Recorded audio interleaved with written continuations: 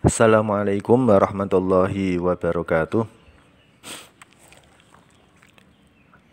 Santri-santri Madrasah Tsanawiyah Qudusiyah, khususnya kelas 9, pada semester ganjil ini, pada pertemuan pertama kali ini, kita akan bersama-sama belajar tentang apa itu hukum bacaan mat, baik dari segi pengertian, pembagian, dan contoh-contohnya.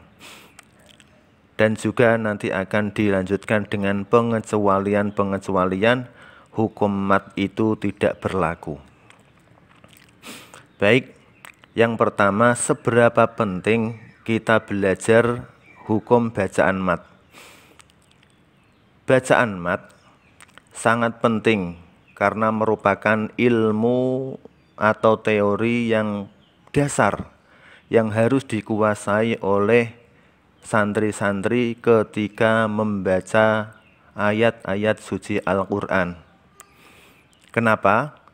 Karena kalau ada orang yang membaca Al-Quran dan bacaannya ternyata salah penempatan hukum bacaan mat, artinya ada ayat yang seharusnya dibaca mat tetapi tidak dibaca mat, maka orang tersebut biasanya langsung dianggap, langsung dinyatakan dia itu belum bisa membaca Al-Quran karena sangat jelas sekali kesalahannya.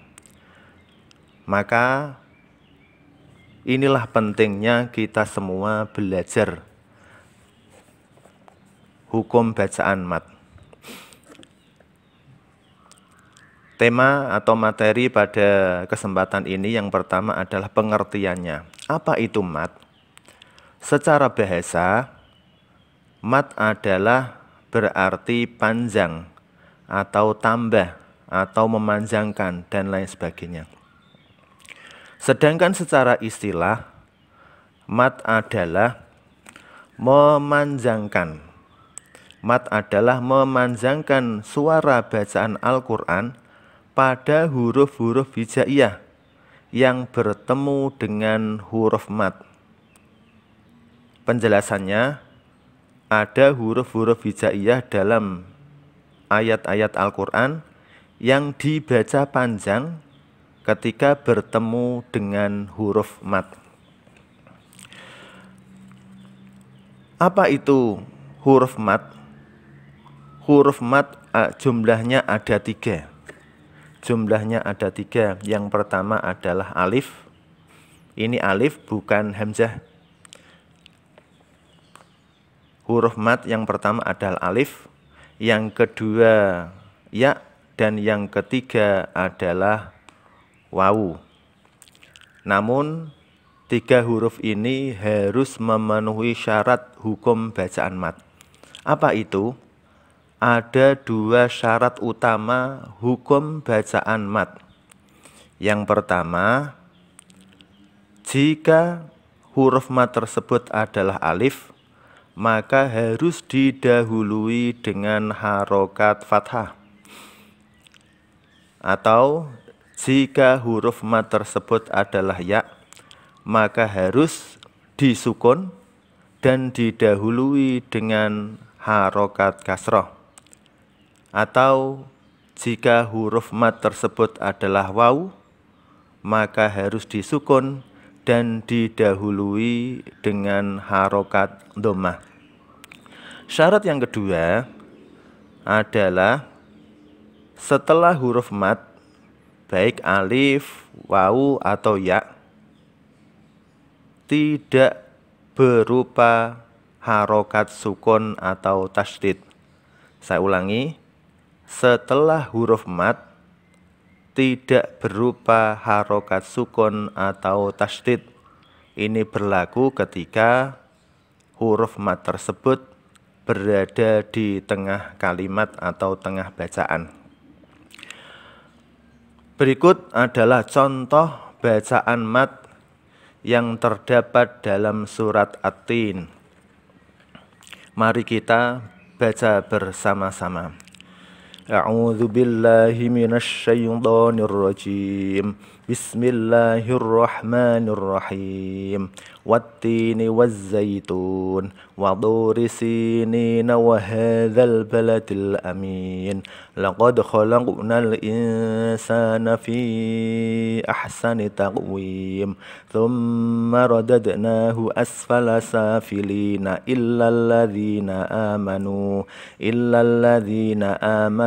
wa amilus solihati falahum ajrun ghairu mamnun. Fama yukadzibuka ba'du biddin. Alaisallahu bi ahkamil hakimin. Bala wa ana ala dzalika minasyahidin. Dalam contoh, dalam surat At-Tin ada beberapa contoh bacaan mat. Yang pertama adalah wattini, ada ya sukun didahului dengan harokat kasroh.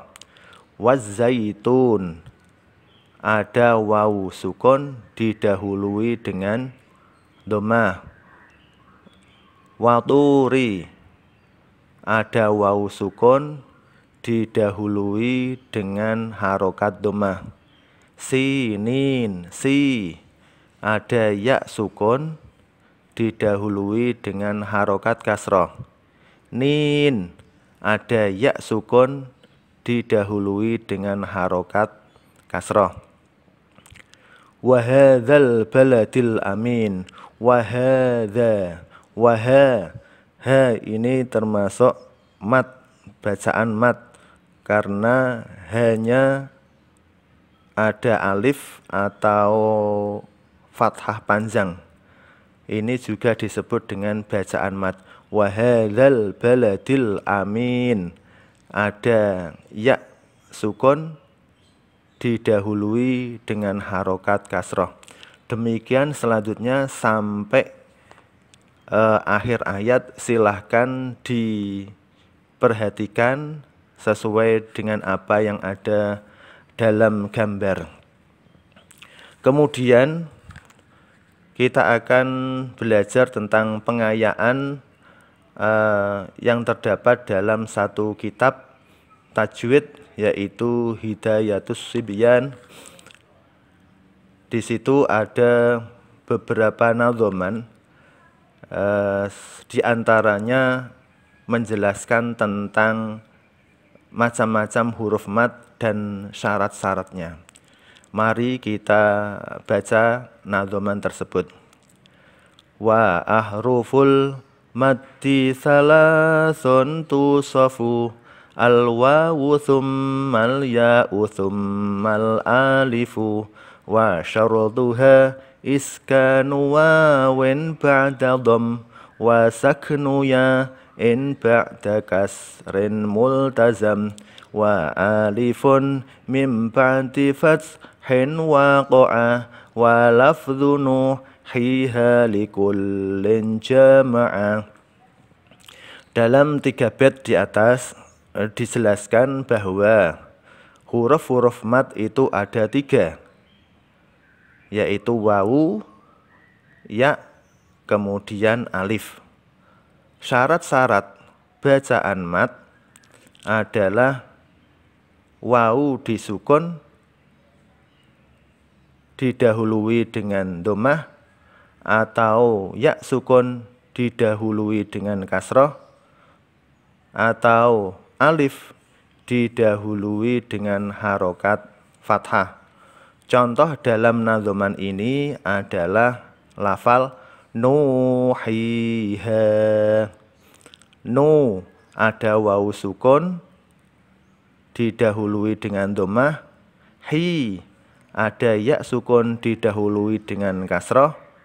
Ha, ada alif didahului dengan harokat fathah. Kemudian perhatikan ada contoh-contoh potongan ayat yang bisa kita lihat dalam layar.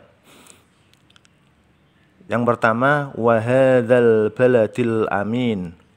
Yang kedua, laqad khalaqnal insana. Yang ketiga, illal ladzina. Yang keempat, wa amilus solihati. Yang pertama, wa hadzal baladil amin.